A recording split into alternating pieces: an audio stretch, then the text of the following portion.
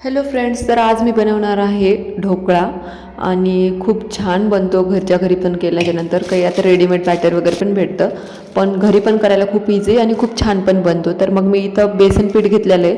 याच्यामध्ये पूर्ण आपण चाळून घ्यायला पाहिजे सगळं, म्हणजे त्याच्यामध्ये काही लम्स गाठी वगैरे नाही. तर मी पहिलेच चाळून ठेवलेलं होतं पीठ, म्हणून मी परत नाही घेतलं. त्याच्यामध्ये थोडीशी साखर टाकली, थोडी आंबट गोड चव येण्यासाठी ढोकळ्याला, आणि नंतर मग थोडीशी हळद टाकली आणि व्यवस्थित त्याच्यामध्ये थोडंसं मग एकतर लिंबू पण टाकू शकता तुम्ही, किंवा मग ताक किंवा दही पण, म्हणजे आंबटपणा येण्यासाठी, त्याला फर्मेंट होण्यासाठी. तर जे काही अवेलेबल असेल, लिंबू, ताक, दही तुम्ही टाकू शकता. तर माझ्याकडे ताक अवेलेबल होतं म्हणून मग मी ताक टाकलं. नंतर थोडा खायचा सोडा टाकला आणि नंतर मग थोडंसं त्याला लागेल तसं कन्सिस्टन्सीनुसार पाणी ॲड करत राहिले, जेणेकरून त्याच्यामध्ये काही लम्स वगैरे राहणार नाही. थोडं थोडं पाणी टाकून मी त्याला पूर्ण स्टीर करत राहिले आणि म्हणजे जे सोडा वगैरे जे आहे तर ते पूर्ण व्यवस्थित फर्मेंट होईल ताकामुळं.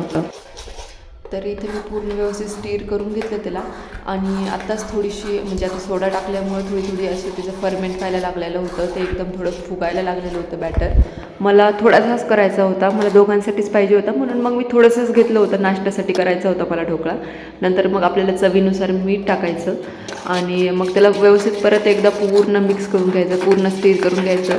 कारण बेसन पिठामध्ये थोडेसे ना गाठी वगैरे असतात, तर किंवा मग त्याच्यामध्ये थोडे लम्स वगैरे होतील, तर मग ते ढोकळ्यामध्ये चांगले छान लागत नाही ते.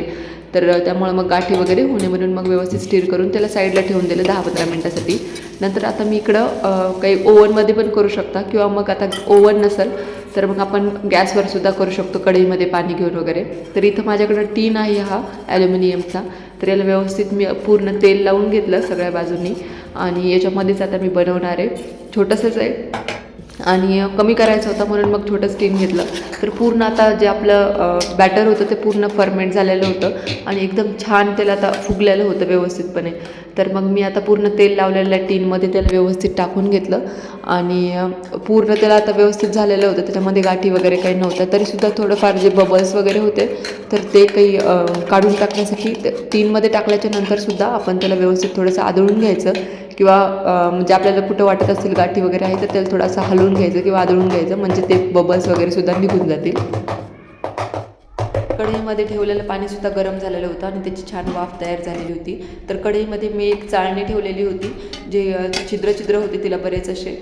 तर मग त्याच्यामधून वाफ पण बाहेर येईल आणि आपला ढोकळा पण छान होईल. तर मी गॅसवर त्याला ढोकळा बनवण्यासाठी ठेवून दिला मग वाफेमध्ये.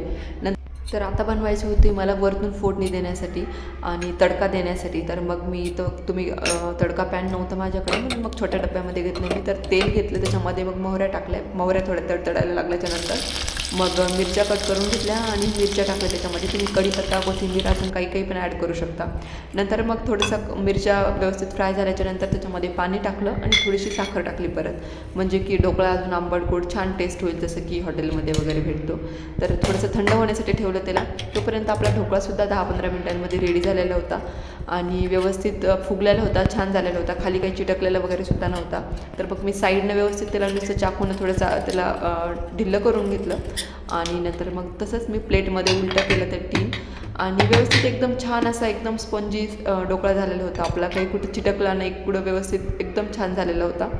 तर असा आहे आपला ढोकळा. त्याला व्यवस्थित मी आता छान छोटाले त्याला कट्स करून घेतले व्यवस्थित. त्याच्या फोडी वगैरे ते आपण जसं की काही बाहेर जसं भेटतो तर तसं मी व्यवस्थित त्याला कट करून घेतलं त्या शेपमध्ये. आणि वरतून मला आता फोडणी टाकायची होती त्याला, जे तडका आपण बनवलेला होता.